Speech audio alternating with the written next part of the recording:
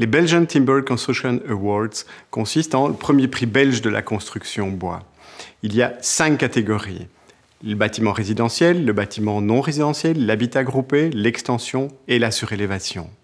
Pour chacune de ces catégories, on a finalement identifié 3 nominés qui vont vous présenter leur projet là maintenant. Parmi ces 3 nominés, évidemment, un lauréat que vous découvrirez au sein de chacune des capsules. Le prix de la construction, c'est vraiment une ode au bois. C'est une vitrine pour le bois. C'est montrer toutes les qualités du bois, mais c'est aussi montrer l'évolution, l'inscription du bois dans un contexte de changement climatique. C'est essentiel. Donc finalement, on a constaté au travers de ce projet-là un réel engouement, avec 105 projets qui ont été présentés. C'est formidable. Et évidemment, on va le rééditer, alors rendez-vous dans 4 ans.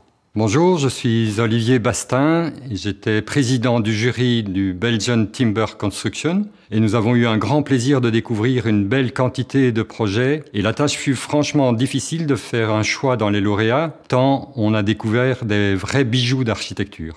La catégorie d'habitat groupé est aussi intéressante dans le sens où elle associe à la préoccupation écologique de l'utilisation du bois d'autres préoccupations comme les préoccupations sociales, mais également intergénérationnelles. On retrouve dans ces projets une véritable atmosphère du bois qui contribue vraiment à la qualité d'un habitat collectif. Le projet de la rue de l'Inquiétude est un immeuble de 10 logements sur 6 niveaux, situé à Namur, construit en CLT. À l'époque de sa construction, c'était le plus haut bâtiment en CLT en Belgique. Le choix du bois est venu assez naturellement pour le creuseur parce que ça permettait de résoudre pas mal de contraintes techniques et aussi c'était particulièrement adapté à la géométrie particulière du projet. Il a été conçu avec une façade plissée. Donc les niveaux sont disposés en quinconce. Ça permet de créer des zones de terrasse, de dévier les vues vers la rue plutôt que vers l'immeuble en face et de créer des ombres projetées. Il faut savoir aussi que c'est un immeuble qui est situé dans une rue Art déco et donc la géométrie particulière de la façade permettait d'intégrer le bâtiment à la rue puisque pas mal de façades sont munies de bow windows et c'était une manière de réinterpréter un peu cet élément architectural. Donc en fait, le choix du bois était particulièrement indiqué. Ça permettait notamment d'avoir des planchers continus intérieur-extérieur dont le poids propre était assez réduit, ce qui nous a valu de pouvoir éviter d'avoir des colonnes en acier rapportées pour les soutenir. D'autre part, le bois étant déjà isolant, l'épaisseur de l'isolation à rapporter sur la structure était réduite, donc c'était quelques centimètres gagnés à chaque fois, à chaque étage, ce qui faisait des mètres carrés en plus au final. D'un point de vue très technique, la capacité portante du sol était mauvaise, donc réduire le poids propre du bâtiment était intéressant. Enfin, on a voulu laisser le bois apparent à l'intérieur des logements. C'est toujours intéressant pour nous de montrer comment les choses sont construites, d'autant que c'est un matériau qui vit, qui se patine, et donc on trouve que ça apporte vraiment quelque chose à la qualité de vie dans les logements. Christian Crison. Gaël Sarnoki, du collectif d'architectes La Verte Voie. Un projet livré en 2019, un projet social, engagé, volontaire, un budget serré et des grandes ambitions. Au cœur de Bruxelles, une éco-rénovation qui transforme un ancien bâtiment de bureau en un immeuble à appartements. On propose 12 logements qui seront gérés par une agence immobilière sociale. Des unités allant de studio à l'appartement de 3 chambres dans un agencement d'habitation groupée, intergénérationnel et adaptable PMR. Un centre d'accueil et d'accompagnement occupe le rez-de-chaussée. L'ancien intérieur d'îlot sinistre et opaque est désormais lumineux et transparent, avec de la végétation et même un petit jardin. Tandis que la toiture est organisée en un potager urbain avec une terrasse communautaire.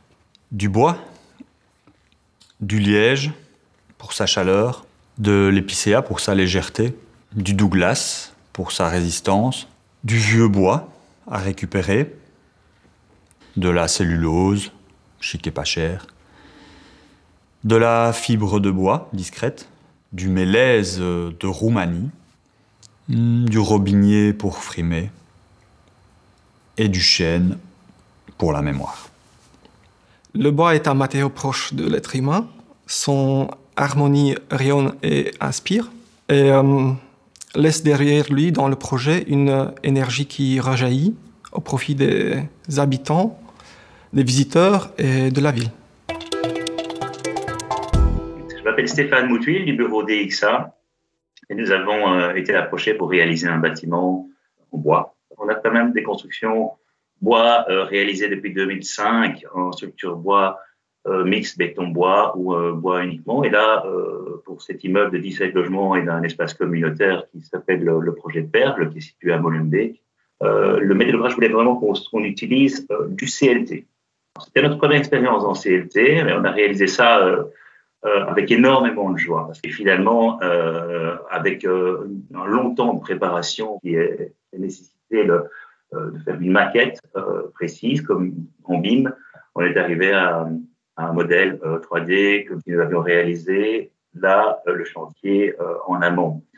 Donc, pour le CLT, qui a été préparé en usine et découpé, lorsqu'on est passé à l'exécution du chantier, on s'est rendu compte qu'en 6 semaines, on était couverts et nous étions étanches à l'air et à l'eau, comme on dit.